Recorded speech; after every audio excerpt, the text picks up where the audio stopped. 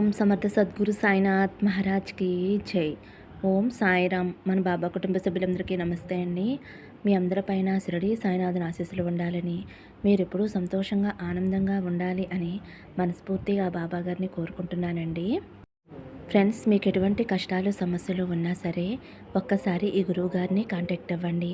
ఈ గురువుగారు అంజన వేసి మీ సమస్య ఏదైనా సరే ఫోన్ ద్వారా 24 గంటల్లో పరిష్కారం చూపిస్తారండి. ఈ గురువుగారి దగ్గర చూపించుకున్న వారందరికీ కూడా మంచి జరిగింది ఫ్రెండ్స్. శ్రీ షిరిడి సాయిబాబా ఆశీస్సులతోటి గురూజీ సిద్ధాంతి సుబ్రహ్మణ్యం రాజు గారు జ్యోతిషం చెప్తారండి. ఫోన్ నెంబర్ వచ్చేసి 9908224144. మీ సమస్య ఏదైనా కావచ్చు. భార్యాభర్తల మధ్య సమస్యలు, ప్రేమ సమస్యలు, సంతాన సమస్యలు, విద్య, ఉద్యోగం, వ్యాపారం, స్త్రీ పురుష వశీకరణ 100% చేయబడును. మీరు ఒక్కసారి నమ్మకంతో కాల్ చేయండి. ఎన్నో సంవత్సరాల అనుభవం ఉన్న దైవిక శక్తి కలిగినటువంటి గురువుగారండి. ఈ గురువుగారు వల్ల విడిపోయిన భార్యాభర్తలు కలిశారండి. అలాగే వివాహం కాని వారు, వివాహం జరగక బాధపడేవారు ఈ గురువుగారి దగ్గర చూపించుకున్న తర్వాత వారికి వివాహం జరిగి ఎంతో సంతోషంగా ఉంటున్నారు. కాబట్టి మీరు కూడా ఒక్కసారి నమ్మకంతో గురువుగారిని కాంటాక్ట్ అవ్వండి. నమ్మితే అంతా మంచి జరుగుతుందండి. ఇంక ఈరోజు వీడియోలోకి వెళ్ళిపోదాము. మన బాబాగారు ఏమంటున్నారంటే, తల్లి, నువ్వు ప్రాణంగా ప్రేమించిన వ్యక్తికి నీ మీద ప్రేమ పుట్టిందమ్మా. వారు నీ గురించి ఏమనుకుంటున్నారు క్షణం కూడా ఆలస్యం చేయకుండా ఇప్పుడే తెలుసుకో తల్లి. ఎలాంటి శుభవార్త వినబోతున్నావో నమ్మకంతో విని తెలుసుకో అమ్మా. నా మీద భక్తితోటి నన్ను కానీ రామయ్య తండ్రిని కానీ తాకు తల్లి, తీయటి శుభవార్త చెబుతాను అని అయితే మన బాబా గారు ఏదో తెలియని చక్కటి సందేశం అయితే మన కోసం తీసుకువచ్చారండి. మరి మన బాబా గారు ఇలా ఎందుకు చెబుతున్నారో ఆయన మాటల్లోనే తెలుసుకుందాము. చిన్న రిక్వెస్ట్ ఫ్రెండ్స్, మన వీడియోస్కి అయితే ఒక చిన్న లైక్ ఇవ్వండి. ఫస్ట్ టైం చూసేవారైతే మన ఛానల్ సబ్స్క్రైబ్ చేసుకోండి. మీరైతే తమ్నేల్ చూశారు కదండి, రామయ్య తండ్రిని కానీ బాబా గారిని కానీ మీరు తాకండి. ముందుగా అయితే బాబా గారిని తాకిన వారి గురించి అయితే మన బాబా గారు ఈ విధంగా చెబుతున్నారండి.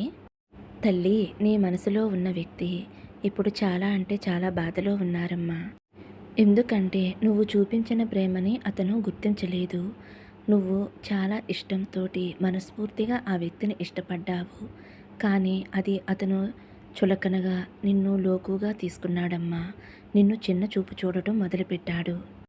నీకన్నా మంచి ప్రేమ దొరుకుతుంది అని, నీకన్నా గొప్ప ప్రేమ దొరుకుతుంది అని ఆ వ్యక్తి నీ నుంచి అయితే దూరంగా వెళ్ళిపోయారు. అలాగే వారి చుట్టూ కొన్ని ఆప్షన్స్ ఉండటం వలన నీ ప్రేమను కాదు అని వెళ్ళిపోయారు.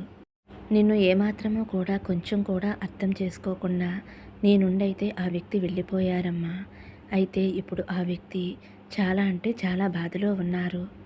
ఏ కారణం చేత అయితే ఆ వ్యక్తి నీ నుండి వెళ్ళిపోయాడో ఆ కారణం అయితే ఇప్పుడు అతనికి ముఖ్యం కాదు. ఎందుకంటే నువ్వు చూపించిన ప్రేమ మరి ఎవరి దగ్గర కూడా దొరకలేదు. అంత ప్రేమ చూపించేవారు ఆ వ్యక్తికి ఇప్పటి వరకు ఎవరూ కనపడలేదు. ఇప్పుడైతే నీ ప్రేమ విలువ తెలుసుకున్నారు. తన తప్పు తాను తెలుసుకుని నువ్వే కావాలి అని ఆలోచనతో ఉన్నారు. ఆ వ్యక్తి అయితే చాలా కారణాలు ఎదుర్కొన్నారు. ఇప్పుడు ఆ వ్యక్తి ఎదుర్కొన్న చెడు కర్మ ఏదైతే ఉందో ఇదంతా కూడా పూర్తయిపోయి మళ్ళీ నా పర్సనల్ లైఫ్లోకి వెళ్ళాలి, మిమ్మల్ని కలవాలి అని అయితే వారు అనుకుంటున్నారు తల్లి. వారు దేని గురించి అయితే వెళ్ళిపోయారో దానివల్ల వారికి ఏమాత్రం సంతోషం లేదు. ప్రతి క్షణము కూడా వారికి నువ్వు చూపించిన ప్రేమ మాత్రమే గుర్తుకు వస్తుందమ్మా. అలాగే నిన్ను ఎక్కువగా గుర్తు చేసుకుంటున్నారు. ఎంత ఫాస్ట్గా వీలైతే అంత ఫాస్ట్గా నీ లైఫ్లోకి రావాలి అని అనుకుంటున్నారు. ఇప్పుడు వారి ఆలోచనలు, ఫీలింగ్స్ ఎలా ఉన్నాయి అంటే వెంటనే నీ దగ్గరికి రావాలి, తన ప్రేమని మీకు పంచాలి అని ఇలా ఎన్నో ఆలోచనలు చేస్తున్నారు. ఇప్పుడు ఉన్న పరిస్థితుల్లో అయితే వారు ఏమాత్రమూ సంతోషంగా ఆనందంగా లేరమ్మా. వారు ఏదో ఆప్షన్ చూసుకుని వెళ్ళిపోయారు. ఆ ఆప్షన్ ఏదైనా కావచ్చు. థర్డ్ పార్టీ సిచ్యుయేషన్ కావచ్చు, లేదా వారి ఫ్యామిలీ గురించి కావచ్చు, లేదా వారి కెరియర్ గురించి కావచ్చు, మనీ పరంగా కావచ్చు. ఇలా ఏదైనా సరే ఆ వ్యక్తి అయితే ఇప్పుడు చాలా అంటే చాలా ప్రాబ్లమ్స్ ఎదుర్కొని చాలా బాధలో ఉన్నారమ్మా. వారు నీ గురించి ఇలా అనుకుంటున్నారు. ఎంత తప్పు చేశాను, నా మీద ఎంతో స్వచ్ఛమైన ప్రేమ చూపించే నా పర్సన్ వదిలేసి వచ్చాను, మోసం చేసి వచ్చాను. ఇప్పుడు నా పర్సన్ నా గురించి ఆలోచిస్తున్నారో లేదో అని ఇలా ఎంతగానో అనుకుంటూ నీ గురించే ఆలోచిస్తున్నారు తల్లి. ఖచ్చితంగా నీ గురించే ఆలోచిస్తున్నారు. వారి ప్రేమను నీకు పంచాలి, ఇవ్వాలి అనుకుంటున్నారు. వారి తప్పేమిటో తెలుసుకుని నిన్ను వెతుక్కుంటూ రాబోతున్నారమ్మా. వారి నీ దగ్గరికి వచ్చినప్పుడు వారిని క్షమించమ్మా. వారిని నీ జీవితంలోకి ప్రేమతోటి ఆహ్వానించు. ఎందుకంటే వారు దూరమయ్యారు అని ఇన్నాళ్లుగా నువ్వు ఎంతో బాధపడ్డావు కదమ్మా. నీ కళ్ళల్లో వచ్చే కన్నీరు నేను కూడా చూశానమ్మా. అందుకే నీకు మరీ మరీ హెచ్చరించి చెబుతున్నాను. వారు నీ దగ్గరికి వచ్చినప్పుడు వారిని అర్థం చేసుకో. తన తప్పు తాను తెలుసుకుని నీకోసమే వచ్చిన బంధాన్ని దగ్గరికి తీసుకో అమ్మా. అర్థం చేసుకుని వారిని నీ జీవితంలోకి ఆహ్వానించు. వారు నీ జీవితంలో అడుగు పెట్టగానే నువ్వు ఊహించని ఆనందాన్ని, శుభవార్తని, సంతోషాన్ని పొందుతావు తల్లి. నీ సాయి తండ్రి చెప్పేది నిజం తల్లి. నువ్వు కోరుకున్న వ్యక్తితోనే నీ జీవితం ముడిపడబోతుంది. చాలా అంటే చాలా సంతోషంగా ఉండబోతుందమ్మా. కాబట్టి తల్లి, వారు నిన్ను అపార్థం చేసుకుని వెళ్ళిపోయినా వారు మళ్ళీ నువ్వేమిటో, నీ ప్రేమేమిటో పూర్తిగా అర్థం చేసుకుని నిన్నే వెతుక్కుంటూ నీ జీవితంలోకి వస్తున్నారు కాబట్టి ప్రేమతోటి వారిని నీ జీవితంలోకి ఆహ్వానించు తల్లి. ఆ వ్యక్తి రాకతో నీ జీవితమే మారిపోతుంది. సంతోషంతో నిండిపోతుంది. ఇన్నాళ్ళు నువ్వు ఒంటరిగా పడిన బాధలు చాలమ్మా. ఇక నుంచైనా నువ్వు కోరుకున్న వ్యక్తితో ఆనందంగా గడుపు. నువ్వు నీ కుటుంబంతోటి, నీ బిడ్డలతోటి ఎంతో ఆనందంగా, సంతోషంగా ఉండాలి తల్లి. ఇన్నాళ్ళు ఎంతో బాధపడ్డావు కదా, ఎంతో వేదన చెందావు కదా. నేను ప్రేమించిన వారు దూరమైపోయారు బాబా. నేను ఒంటరినైపోయాను తండ్రి. ఇప్పుడు నా జీవితంలో ఏం చేయాలో అర్థం కావటం లేదు. నాకు బ్రతకాలని లేదు తండ్రి అని ఎంతగానో నువ్వు నీ జీవితంలో కృంగిపోయి, కృశించిపోయి చాలా బాధపడ్డావు. ఇప్పుడు ఆ బాధంతా కూడా దూరమైపోతుందమ్మా. నీ జీవితంలో శుభవార్తలు, శుభగడియలకి ఆహ్వానం పలుకు తల్లి. ఆ వ్యక్తి రాకతో నీ జీవితమే మారిపోతుంది.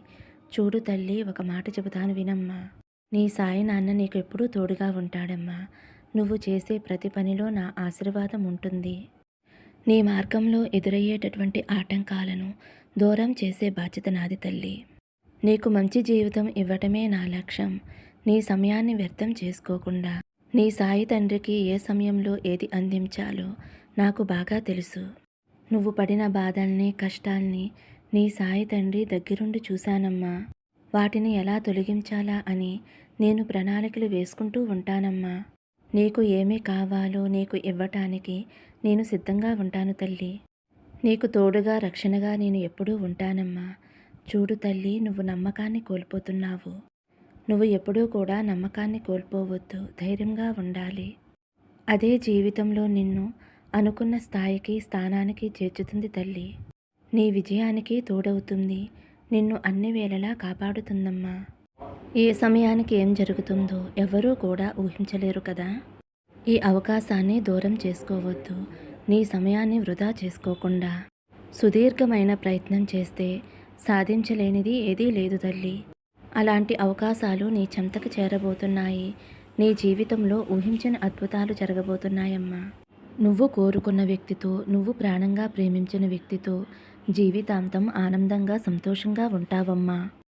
నీకు అష్టైశ్వర్యాలు కలిగి నీ జీవితం సుఖమయం అవ్వాలి అని నా ఆశీర్వాదం నీకు అందిస్తున్నాను తల్లి అని అయితే మన బాబాగారిని తాకిన వారి గురించి అయితే ఈ విధంగా చెబుతున్నారండి.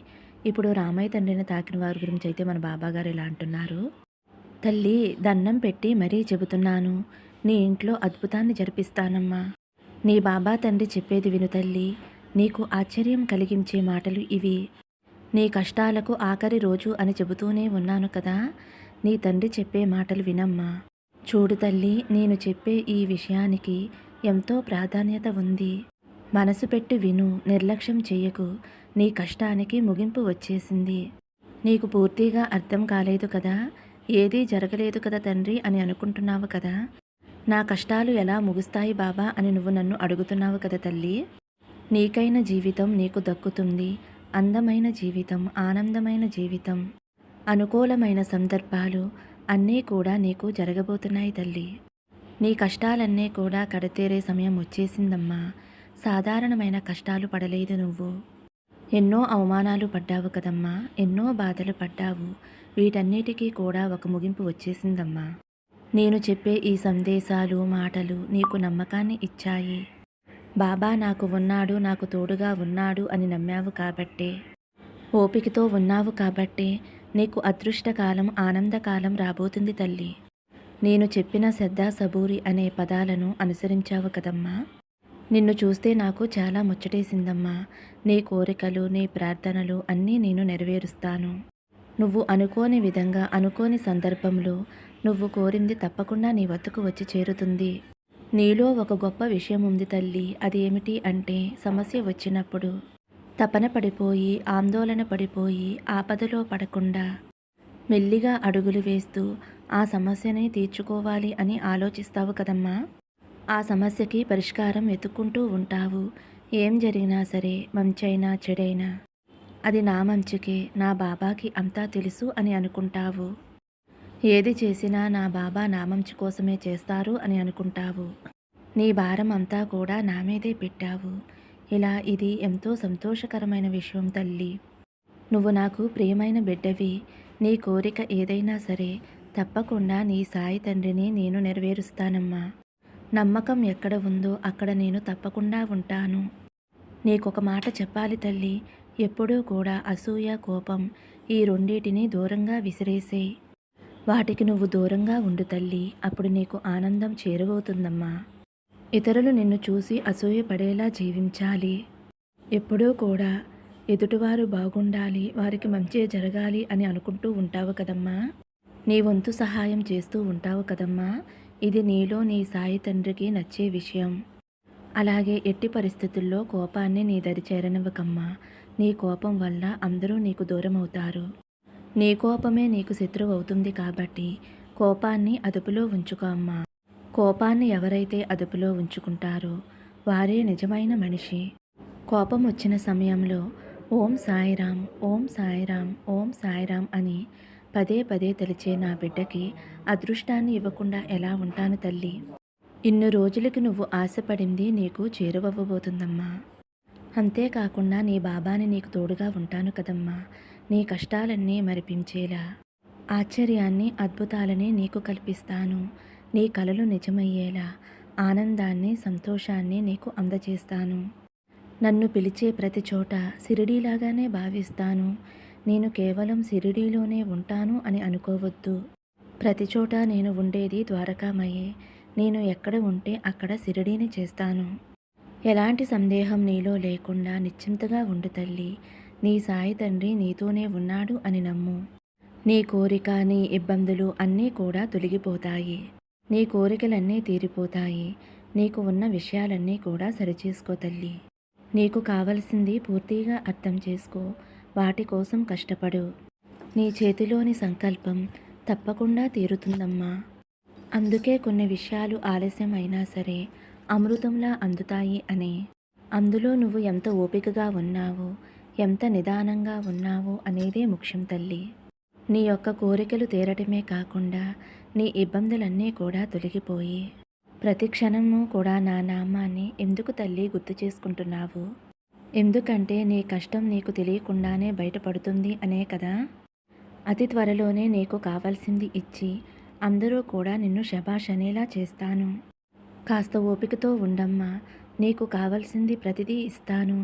నువ్వు ఆనందంగా ఉండాలి అని, నువ్వు సంతోషంగా ఉండాలి అని, నీకు మంచి చెయ్యాలి అని నిన్ను వెతుక్కుంటూ వచ్చాను తల్లి. నువ్వు ఊహించిన విధంగా నువ్వు ఏది అడిగినా సరే నీ ముందుకి తెచ్చిపెడతాను. అది ఏ బంధమైనా సరే నీ జీవితంలో కొన్ని విషయాలు జరగబోతున్నాయమ్మా. నీ బంధంగా నీ జీవితంలోకి ఎవరైనా వస్తే నీ సాయి తండ్రి నీ కోసం పంపించారు అని అనుకో అమ్మా. నీ జీవితంలో సంతోషకరమైన విషయాలు జరిపిస్తాను. ఆనందంగా, సంతోషంగా ఉండు తల్లి అని అయితే మన బాబాగారు రామయ్య తండ్రిని తాకిన వారి గురించి అయితే ఈ విధంగా చెబుతున్నారండి. మరి ఈ రోజైతే మన బాబాగారు మనందరి కోసం చాలా అంటే చాలా మంచి సందేశం అందించారండి. ఈ సందేశం మీ అందరికీ నచ్చింది అనుకుంటున్నాను ఫ్రెండ్స్. నచ్చితే ఒక చిన్న లైక్ ఇవ్వండి. సర్వే జన సుఖినో భవంతు. సమస్తం సద్గురు సాయినాథార్పణమస్తు. శుభం భవతు. జై సాయిరామ్.